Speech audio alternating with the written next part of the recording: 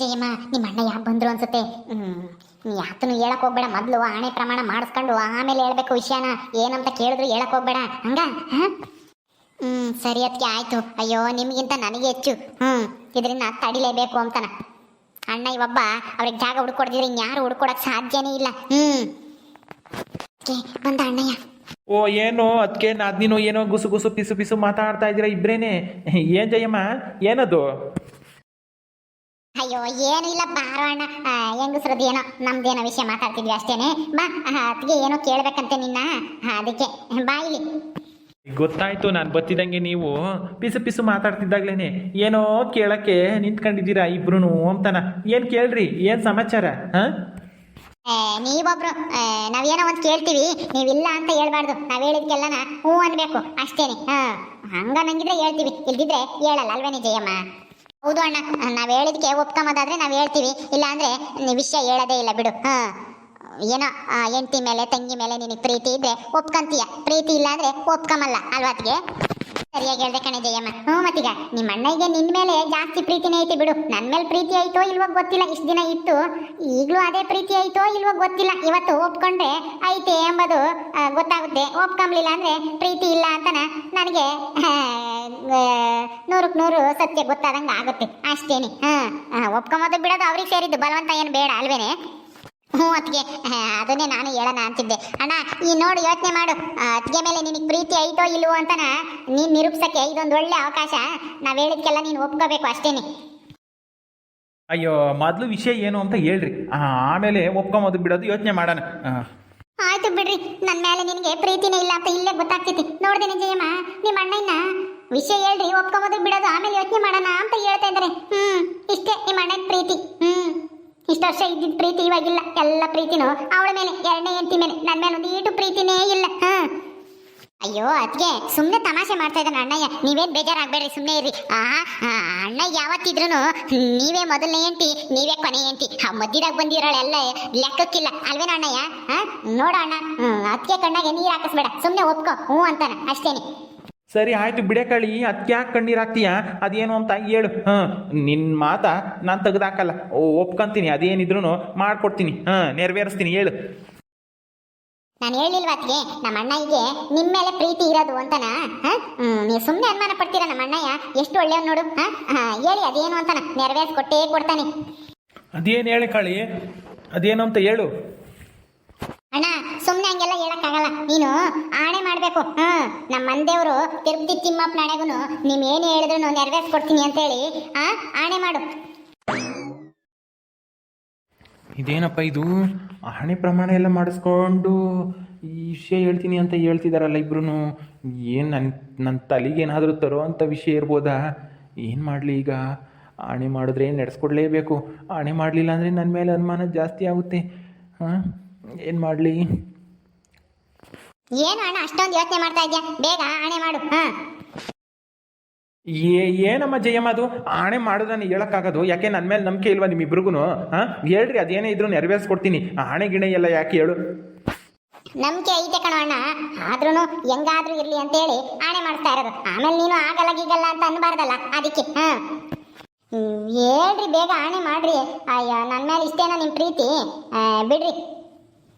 ಆಯ್ತು ಕಣೆ, ನಮ್ಮ ಮಂದೇವ್ರ ಸತ್ವಾಗ್ಲೂ ನೀವೇನು ಹೇಳಿದ್ರು ಇಲ್ಲ ಅನ್ನಲ್ಲ, ನಡೆಸ್ಕೊಡ್ತೀನಿ, ಹೇಳು. ಆ ತಿರುಪತಿ ವೆಂಕಟರಮಣ ಸ್ವಾಮಿ ಮೇಲೆ ಆಣೆ, ಮಾಡೇ ಮಾಡ್ತೀನಿ. ನೀವು ಹೇಳೋದನ್ನ ಇಲ್ಲ ಅಂತ ಹೇಳಲ್ಲ.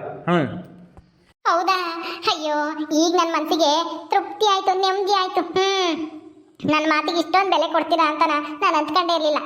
ಅದಕ್ಕೆ ನಮ್ಮ ಅಣ್ಣನ ಬಗ್ಗೆ ನನಗೆ ಚೆನ್ನಾಗಿ ಗೊತ್ತು. ನೀವು ನಂಬಿದ್ರೆ ನಮ್ಮ ಅಣ್ಣ ನಾನು ನಂಬ್ತೀನಿ.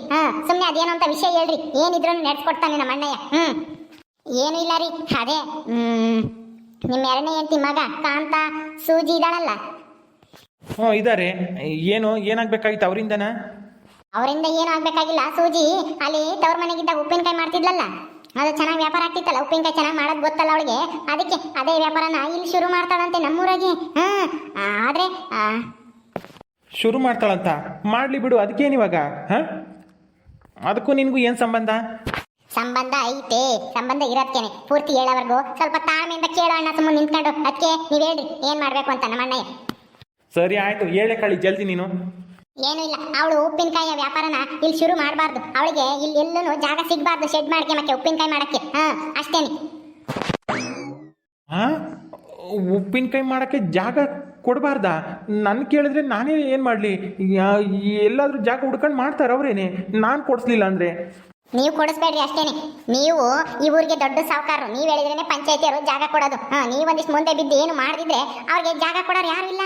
ಅವ್ರ ಪರವಾಗಿ ಮಾತಾಡೋರು ಯಾರು ಇರಲ್ಲ. ಅದಕ್ಕೆ ಹೇಳ್ತಾ ಇದ್ದೀನಿ. ಅಲ್ಲ, ಇಷ್ಟಕ್ಕೂ ನನಗೇನು ಈ ವಿಷಯದ ಬಗ್ಗೆ ಏನು ಗೊತ್ತಿಲ್ಲಪ್ಪ. ಅವರು ದುಡ್ಡು ಗಿಡ್ಡು ಎಲ್ಲ ನಾವು ಹೊಂದಿಸ್ಕೊಂಡು ಇನ್ನೂ ಮಾಡಬೇಕು ಅಂತ ಹೇಳ್ತಿದ್ರು. ನನ್ನ ಹತ್ರ ದುಡ್ಡಿಲ್ಲ ಸದ್ಯಕ್ಕೆ ಅಂತ ಹೇಳಿದೆ. ಯಾಕೆಂದರೆ ಮದ್ವೆಗಿದ್ವಿಗೆಲ್ಲ ಖರ್ಚು ಮಾಡಿದ್ದೀವಿ, ಈಗ ಯಾವುದೂ ದುಡ್ಡಿಲ್ಲ ಅಂತಂದೆ. ಅವ್ರಿಗೆ ದುಡ್ಡಿನ ಬೇಕಲ್ಲ. ರಾಜ ಬ್ಯಾಂಕ್ ಮೇಲೆ ಸಾಲ ಕೊಡ್ಸಕ್ಕೆ ಕರ್ಕೊಂಡು ಹೋಗಿದ್ದಂತೆ. ನೋಡು, ಅವನು ಸಾಲ ಕೊಡಿಸ್ತಾನೆ, ನೀನು ಜಾಗ ಕೊಡು. ಉಪ್ಪಿನಕಾಯಿ ಮಾಡ್ಕೊಂಡು ನಮ್ಮ ನೇತ್ರಮ್ಮನ ಜೀವನ ಹಾಳಾಗ್ಲಿ. ನೇತ್ರಮ್ಮಗೆ ಹೆಂಗೆ ಉಪ್ಪಿನಕಾಯಿ ವ್ಯಾಪಾರನಾದ್ರೂ ಮಾಡಕ್ಕೆ ಇತ್ತು. ಈಗ ಹೋಗಿ ಮಕ್ಕಳು ದೊಡ್ಡವಾಗ್ತಿದಂಗೆ ಮಾಡೋಳು.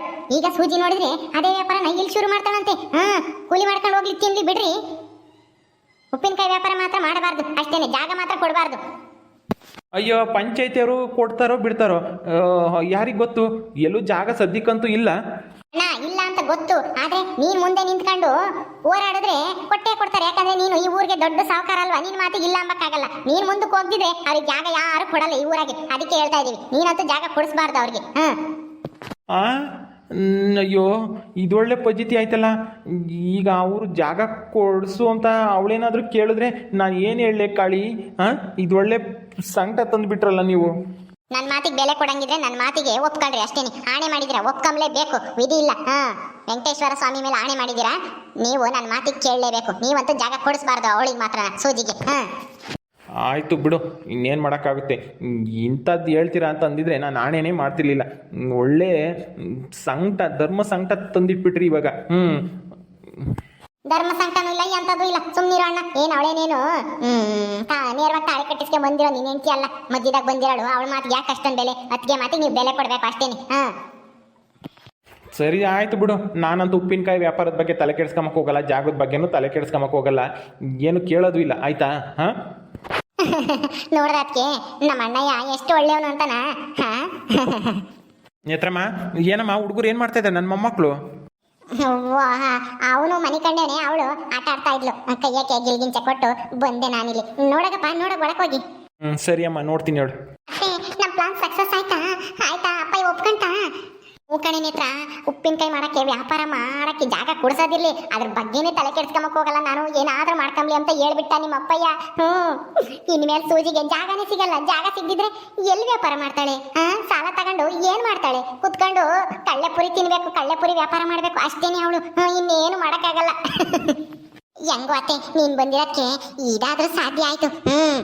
ಸೂಜಿಗೆ ಸರಿಯಾಗಿ ಆಗ್ಬೇಕು. ಆಗುತ್ತೆ ಬಿಡಮ್ಮ, ಅವಳು ವ್ಯಾಪಾರ ಮಾಡಿದ್ರೆ ತಾನೇ ಆಗಕ್ಕೆ. ಸಾಲ ತಗೊಂಡು ಏನ್ ಮಾಡ್ತಾರೆ? ಜಾಗನೇ ಸಿಗ್ಲಿಲ್ಲ ಅಂದ್ರೆ ಶೆಡ್ ಮಾಡಕ್ಕೆ. ಅದೇ ಮತ್ತೆ. ಸರಿ ಕಣೆ ನೇತ್ರ, ನನಗೆ ಒತ್ತಾತು, ನಾನು ಹೋಗ್ತೀನಿ, ಊರಿಗೆ ಹೋಗ್ಬೇಕು. ಅಯ್ಯೋ ಇರತ್ತೆ, ಹೋಗಿವಂತೆ. ಇಲ್ಲಮ್ಮ, ಬಂದು 2 ದಿವಸದ ಒತ್ತಾತು, ಹೋಗ್ಬೇಕು ನಾನು. ಬರ್ಲಾ ನಾನು? ಹೋಗ್ಲಿ ಬಿಡಿ ನೇತ್ರಮ್ಮ. ಸರಿ, ನಿನ್ ಬ್ಯಾಗ್ ಒಳಗೈತೇನು ನೇತ್ರಮ್ಮ? ತಂದ್ಕೊಡು ನಿಮ್ಮ ಅತ್ತಿಗೆ. ಸರಿ ಅತ್ತೆ, ಇರು, ಇಲ್ಲೇ ನಿಂತ್ಕೊಂಡಿರು, ತಾಂಬತ್ತೀನಿ. ತಗೋ ನಿಮ್ ಬ್ಯಾಗ. ಸರಿ ಅಮ್ಮ, ಬತ್ತೀನಿ ನಾನು. ಹುಡುಗರು ಎದ್ವೇನೋ ನೋಡೋಗಿ ಹೋಗಿ. ಅಣ್ಣ ಬತ್ತೀನಿ ಕಣ. ಸರಿ ಆಯ್ತು ಕಣ್ ಜಯಮ್ಮ, ಹುಷಾರು. ಬರ್ಲಾ ನಾನು? ಆಯ್ತು ಕಣ ಜಯಮ್ಮ, ಹುಷಾರಾಗಿ ಹೋಗ್ಬಾ. ಅಮ್ಮ, ಹೆಂಗೋ ಅತ್ಲಾಗೆ ನಾವು ಮಾಡಿರೋ ಪ್ಲಾನು ನಮಗೆ ಕೈ ಕೊಡ್ಲಿಲ್ಲ. ಆ ಸೂಜಿ ದಡ್ಗುಂಡಿ ಎಲ್ಲಿಗೆ ಹೋಗಿದ್ವಿ ಅಂತ ಕೇಳಿದ ತಕ್ಷಣ ಎಲ್ಲ ಹೇಳ್ಬಿಟ್ಲು. ಬ್ಯಾಂಕಿಗೆ ಹೋಗಿದ್ವಿ ಸಾಲ ಇಸ್ಕೊಂಬಕ್ಕೆ, ಅದು ಇದು ಅಂತಾನ. ಇಲ್ಲಿದ್ರೆ ನನಗೆ ಗೊತ್ತೇ ಆಗ್ತಿರ್ಲಿಲ್ಲ. ಏನಾದ್ರೂ ಒಂದು ಸುಳ್ಳು ಹೇಳ್ಬೋದಾಯ್ತು. ಆ ಸುಳ್ಳು ಹೇಳಕ್ಕೂ ಬರಲ್ಲ ಆ ದಡ್ಗುಂಡಿಗೆ. ಅಯ್ಯೋ, ಅದು ನಮ್ಗೆ ಒಳ್ಳೇದೇ ಆತಲ್ಲ ಬಿಡು. ಕಣಮ್ಮ, ಒಳ್ಳೇದೇ ಆಯ್ತು. ಓಕೆ ಸ್ನೇಹಿತರೆ, ಈ ವಿಡಿಯೋನ ಇಲ್ಲಿ ಮುಗಿಸ್ತಾ ಇದೀವಿ. ಈ ಕಥೆಯನ್ನು ಮುಂದುವರಿಯುತ್ತೆ. ನಿಮ್ಮೆಲ್ಲರಿಗೂ ಈ ವಿಡಿಯೋ ಇಷ್ಟ ಆದರೆ ಲೈಕ್ ಮಾಡಿ, ಶೇರ್ ಮಾಡಿರಿ. ಹಾಗೆ ಇನ್ನು ಯಾರ್ಯಾರು ನಮ್ಮ ಚಾನಲ್ ಸಬ್ಸ್ಕ್ರೈಬ್ ಮಾಡ್ಕೊಂಡಿಲ್ಲ ದಯವಿಟ್ಟು ಸಬ್ಸ್ಕ್ರೈಬ್ ಮಾಡ್ಕೊಳ್ರಿ. ಮುಂದಿನ ವಿಡಿಯೋದಲ್ಲಿ ಸಿಗ್ತೀವಿ. ನಮಸ್ಕಾರ.